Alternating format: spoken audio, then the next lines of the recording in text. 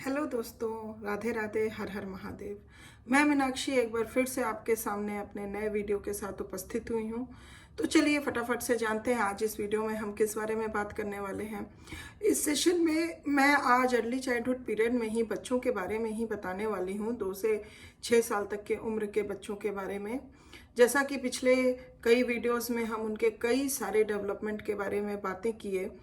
तो जैसा कि एक ह्यूमन बीइंग होने के नाते हमारे अंदर बहुत सारे इमोशंस होते हैं, फीलिंग्स होते हैं। वैसे ही इस पीरियड में बच्चों के अंदर किस प्रकार के इमोशंस होते हैं या किस प्रकार के इमोशंस में अप डाउन्स होते हैं, तो आज हम थोड़ा सा शुरुआत इस बारे में करेंगे कि इमोशंस इन अर्ली चाइल्डहुड या इमोशंस ऑफ अर्ली चाइल्डहुड, ये आज हम इस सेशन में कुछ जानकारी लेंगे। तो मैं आशा करती हूँ कि आप वीडियो में अंत तक बने रहेंगे और प्लीज़ ज़रूर बने रहिएगा, जिससे कि आपको इसकी पूरी जानकारी मिले। और अगर आप अभी तक सब्सक्राइब नहीं किए हैं मेरे चैनल को, तो प्लीज़ जल्दी से सब्सक्राइब करिए, जिससे आगे आने वाली हर वीडियो का आपको लाभ मिल सके और हमारा आपका संपर्क यूं ही बना रहे। तो चलिए इसी के साथ हम शुरू करते हैं। Emotions are specially intense during early childhood. तो अगर अर्ली चाइल्डहुड पीरियड में हम देखें तो इमोशन जो होता है वो काफ़ी इंटेंस होता है इस समय। This is a time of disequilibrium when children are out of focus in the sense that they are easily aroused to emotional outburst, and as a result one difficult to live with a and guide। तो अभी जैसे कि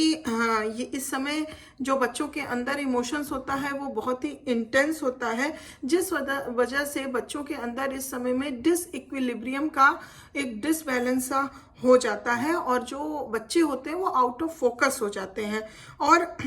उनके अंदर क्या होता है कि वो इजीली अराउज हो जाते हैं, या फिर हम कह सकते हैं इमोशनल आउटबर्स्ट उनके अंदर हमें देखने को मिलता है इस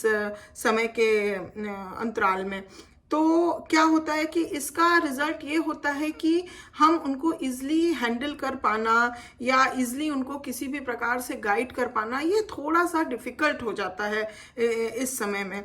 क्योंकि उनका जो इमोशनल आउटबर्स्ट होता है वो बहुत ही ज़्यादा होता है और वो ये सही नहीं पकड़ पाते हैं कि जो भी इमोशनल उनका डिसइक्विलिब्रियम हो रहा है, चाहे वो पॉजिटिव या नेगेटिव, वो सही दिशा में हो रहा है कि नहीं, या इसका कॉन्सिक्वेंस क्या हो सकता है। While this time is true of the major part of early childhood, it is especially true of children aged 2.5 to 3.5 and 5.5 to 6.5। तो अगर देखा जाए तो ये मेजर पार्ट जो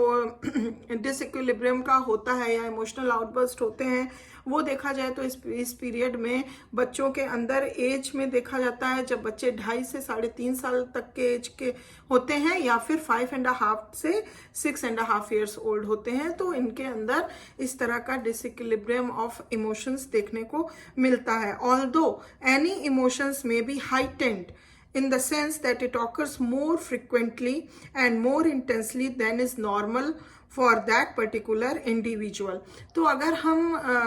किसी के भी इमोशन का हाइटेंड लेवल समझें कि जो ये एकदम हाइटेंड इमोशन होता है, वो इस सेंस में हम समझ सकते हैं कि यहाँ क्या होता है कि कोई भी इमोशन बहुत फ्रिक्वेंटली बच्चों के अंदर देखने को मिलता है और वो बहुत ही इंटेंसली होता है, बहुत इंटेंस होता है, जो कि अगर देखा जाए तो किसी और इंडिविजुअल के लिए अगर हम देखें that is very normal, but इनके लिए वो बहुत हाइटेंड होता है, उसका एक उनके लिए बहुत बड़ा सेंस होता है।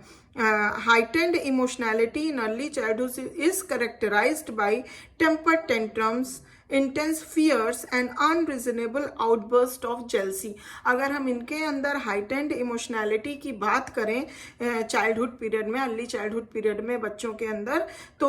उसको हम कैटेगराइज कर सकते हैं कि जैसे उनका बहुत ज़्यादा टेम्पर टेंट्रम्स होने लगता है, उनको किसी भी प्रकार का बहुत इंटेंस फियर सा फील होने लगता है, या फिर अनरीजनेबल आउटबर्स्ट ऑफ जेलसी, मतलब किसी से भी मतलब कोई उसका रीज़न नहीं है, अनरीजनेबली भी मतलब एक दूसरे से जेलसी टाइप की भावनाएं डेवलप हो जाती हैं। Part of the intense emotionality of children at this age may be traced to fatigue due to strenuous and prolonged play, rebellion against taking naps, and the fact that they may eat too little. अगर हम इस intense emotionality जो बच्चों के अंदर देखने को मिलती है उसकी अगर बात करें तो कुछ हिस्सा इस कारण से भी हम देख सकते हैं, कुछ पार्ट इस कारण से भी होता है कि कभी बच्चे बहुत ज़्यादा फैटिक का शिकार हो जाते हैं, बहुत ज़्यादा थकान के कारण उनके अंदर इस तरह की ये डिसबैलेंस या हम कह सकते हैं हाइटेंड इमोशनैलिटी देखने को, इंटेंस इमोशनैलिटी देखने को मिल सकती है, या फिर वो बहुत ही ज़्यादा स्ट्रेन और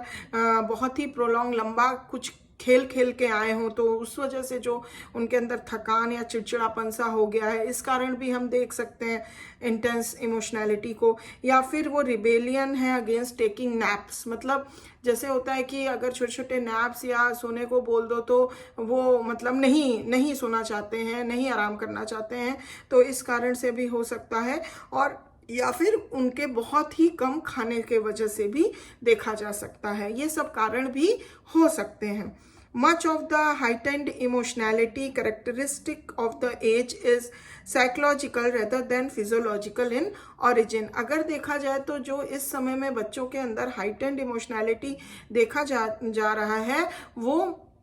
ज़्यादातर साइकोलॉजिकल होता है rather than physiological origin। हाँ, तो most young children feel that they are capable of doing more than their parents will permit them to do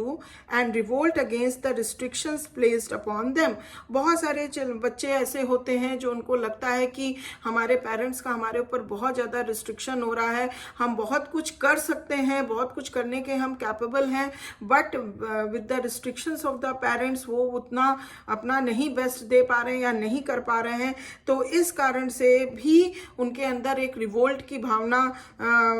develop होने लगती है और इस वजह से भी उनका जो होता है बहुत ज़्यादा हाइटेंड इमोशनैलिटी हो जाती है। In addition they became angry when they find they are incapable of doing what they think they can do easily and successfully. तो कभी कभी ऐसा भी होता है कि वो बहुत ज़्यादा गुस्से में हो जाते हैं, बहुत ज़्यादा एंग्री हो जाते हैं जब उनको लगता है कि ये चीज़ बहुत ईजिली, क्विकली, बहुत आराम से हम कर लेंगे, बट जब वो करने जाते हैं they are feeling capable of doing so. तो इस वजह से, इस इनकैपेबिलिटी के वजह से भी कभी कभी उनको बहुत ज़्यादा एंगर आउटबर्स्ट होने लगता है। Even more important, children whose parents expect them to measure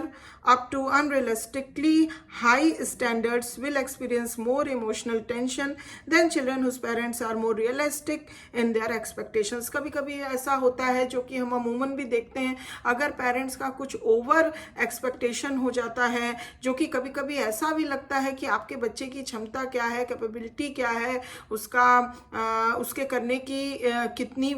कितना फ्रिक्वेंटली वो चीज़ वो कर सकता है, कितने आसानी से या डिफिकल्ट तरीके से वो कर पाएगा, ये सारी चीज़ों को नज़रअंदाज करके कभी कभी पेरेंट्स क्या होते हैं अपने एक्सपेक्टेशन, जो कि कभी कभी बच्चे के हिसाब से देखो तो वो बिल्कुल ही अनरियलिस्टिक होती है, बच्चे के ऊपर थोप देते हैं, जिस वजह से बच्चा जो है हमेशा एक इमोशनल टेंशन में बना रहता है, जिससे आगे चल के और भी बहुत सारी कठिनाइयाँ डेवलप हो सकती हैं। अब यही चीज़ हम उन बच्चों के अंदर नहीं पाएंगे ज़्यादा इमोशनल टेंशन जिनके पेरेंट्स बहुत ही ज़्यादा रियलिस्टिक होते हैं अपने एक्सपेक्टेशंस को लेके। वो वही एक्सपेक्टेशन रखते हैं जो रियलिस्टिक हो, जो कि उनका बच्चा कैपेबल हो कि हाँ अगर उसको इंकरेज किया जाए, मोटिवेट किया जाए तो वो उसको अचीव कर सकता है, पा सकता है और कैपेबल है of doing so. But unrealistic expectation अगर पेरेंट्स रखते हैं बच्चे के साथ, ये बच्चे के लिए बहुत ज़्यादा डिफ़िकल्टी और इमोशनल टेंशन को डेवलप कर सकता है, जिससे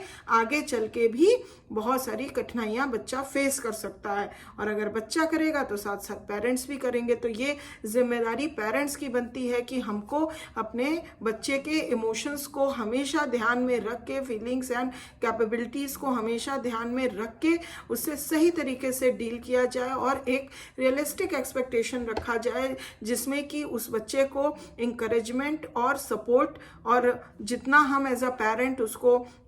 एक्सपोजर दे सकते हैं, दें, जिससे कि उसका जो ये डिसइक्विलिब्रियम या डिसबैलेंस ऑफ इमोशंस हैं उसको कहीं ना कहीं कर्ब अप किया जा सके, और वो अपने जो इस एज में बच्चों के अंदर अमूमन आता है उससे वो कोप अप कर सके और एक बैलेंस्ड इमोशंस और बैलेंस्ड फीलिंग के साथ अपने डेवलपमेंट के तरफ आगे बढ़ सके।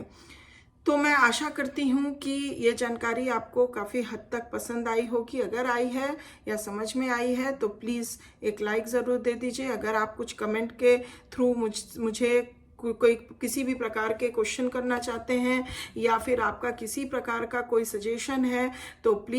Please I respect your comments. Please आप ज़रूर कमेंट करिए और thank you very much for watching my video. और अभी तक सब्सक्राइब नहीं किया है तो प्लीज़ सब्सक्राइब कर दीजिए। आप लोग का बहुत बहुत धन्यवाद और मेरे इंकरेजमेंट को बढ़ाने के लिए, जिससे मैं अधिक से अधिक जानकारियाँ आप तक पहुँचा सकूँ और लाभान्वित करवा सकूँ आप लोगों को। और मैं अगले फिर अपने वीडियो में एक नए टॉपिक के साथ उपस्थित होंगी। तब तक के लिए अपना ध्यान रखिए, ख्याल रखिए। Bye bye, take care.